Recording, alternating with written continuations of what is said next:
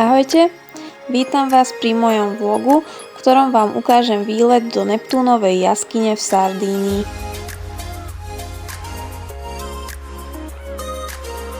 Rozhodli sme sa, že tam pôjdeme na bicykloch a preto sme si deň predtým rezervovali v požičovni elektrobicykle. Ráno o 9:00 sme si prevzali bicykle a náš výlet začal v centre mesta Alghero, odkiaľ sme prevažne popri pobreží bicyklovali k jaskyni. Cesta, po ktorej sme išli, bola prevažne asfaltová a striedali sa kopce s rovinou. Niekedy sme išli hore kopcom a niekedy sme sa spúšťali dole. A do kopcov bolo výborné využiť pohon elektro.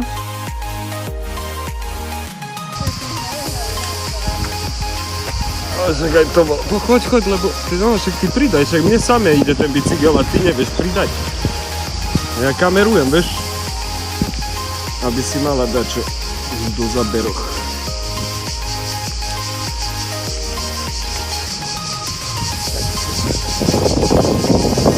Nové sady. Krásne. A takto príroda. A vždy teplúčko, slnečko a spálenie tela. Tam. Potom sme zistili, že môj elektrobicykel ide dajako ťažšie.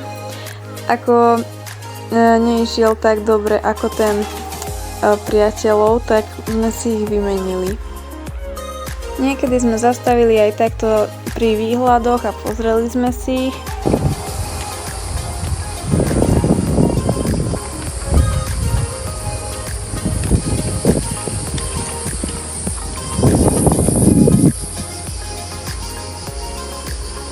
Svedľaca.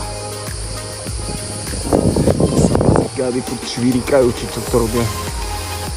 My šlapeme ťažko hore kopcom. Večer budeme mŕtvolky. Prvá zastávka bola v bufete na pláži. Zamkli sme si bicykle a išli sme si kúpiť niečo na pitie. Tu vidíme v diaľke väžu. No, najprv sme rozmýšľali, že sa tu aj okúpeme, ale cesta išla pomalšie, ako sme predpokladali, tak sme kúpanie odložili na cestu naspäť, aby sme stihli byť na čas v jaskyni, keďže sme mali objednaný termín.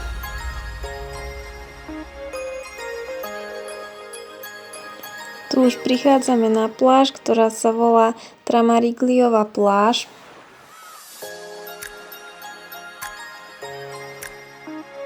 Na osvieženie sme si dali dobré studené pivo.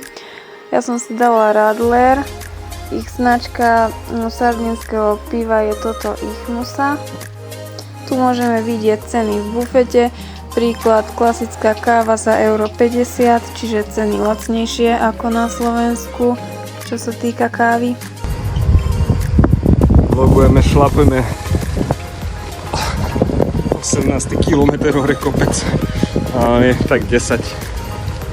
Ide to pomaly.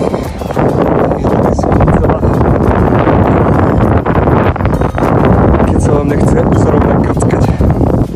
A tak je to krása.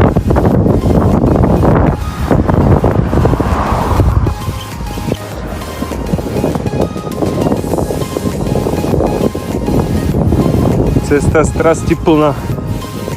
Na grcaničko neodporúčam chodiť po opici. A inak pekne.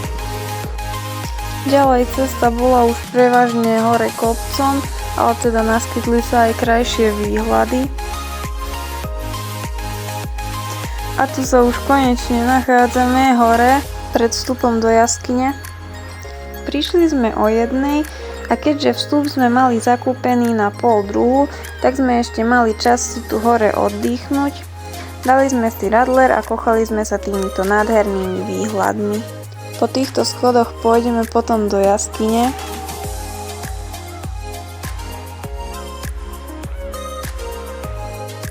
Tu vidíme čajku, ako setká hore. A konečne je 12:30 a otvorili bránu a my vstupujeme smerom do jaskyne, dole po týchto približne 660 schodoch. Bolo dosť teplo, takto v čase obeda, slnečno a akurát svietilo slnko tu, ale dole schodami sa išlo ešte v pohode, potom horšie to bolo hore, ale tak nevadí, zvládli sme. Bolo zaujímavé ísť touto trasou po schodoch cez tieto skalné útesy, aspoň sme videli také aj iné výhľady, lebo bola ešte možnosť ísť aj loďou do jaskyne, tak ale my sme si zvolili takýto výlet, že radšej pôjdeme hore na bicykloch a dole si vyjdeme pešo a bola to dobrá voľba. A tu už vchádzame do Neptúnovej jaskyne, ktorá je fakt nádherná, odporúčam navštíviť. Tuto dole bola ďalšia vstupná brána, pri ktorej sme ešte museli chvíľu počkať aj na návštevníkov, ktorí prichádzali z lode. Potom nám znova skontrolovali vstupenky a prehliadka sa mohla začať.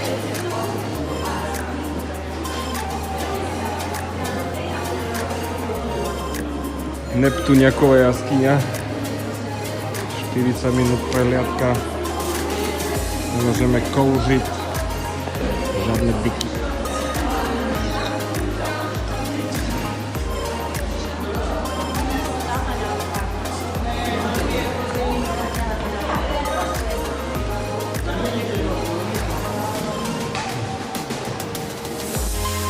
Tu môžeme vidieť azúrovo čisté more.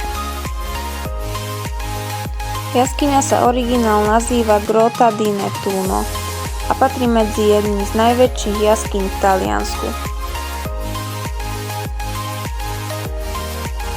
V jaskyni sa nachádza aj jazero La Marmora, ktoré je hlboké až 9 metrov.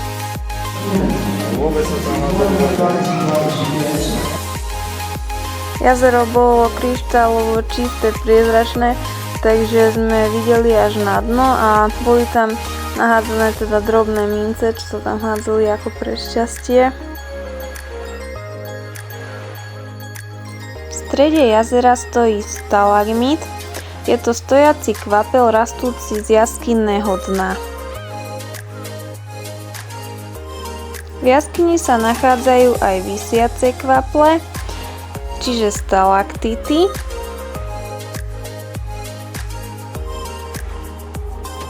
Tretí druh kvapla je stalagnát a je to stĺpcový kvapel spájajúci strop a dno jaskyne. Stalagnát vzniká spojením stalaktitu a stalagmitu. Inak cena lístka bola 18 €, oplatilo sa to vidieť a naživo to bolo ešte krajšie ako takto na videu.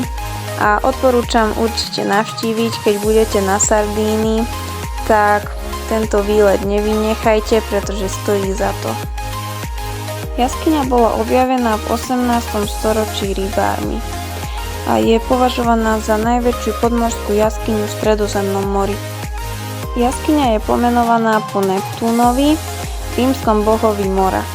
Podľa starej sardínskej legendy sa Neptún rozhodol, že si na brehu Sardínie vytvorí svoj tajný podmorský palác, našiel si miesto pod útesom Capocacia, kde more v priebehu vekov vyhlbilo obrovské dutiny a komnaty.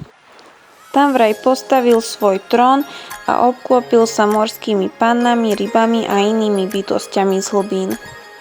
Uprostred jaskyne vytvoril zrkadlové jazero La Marmora, ktoré malo byť bránou medzi svetom ľudí a svetom morských bohov.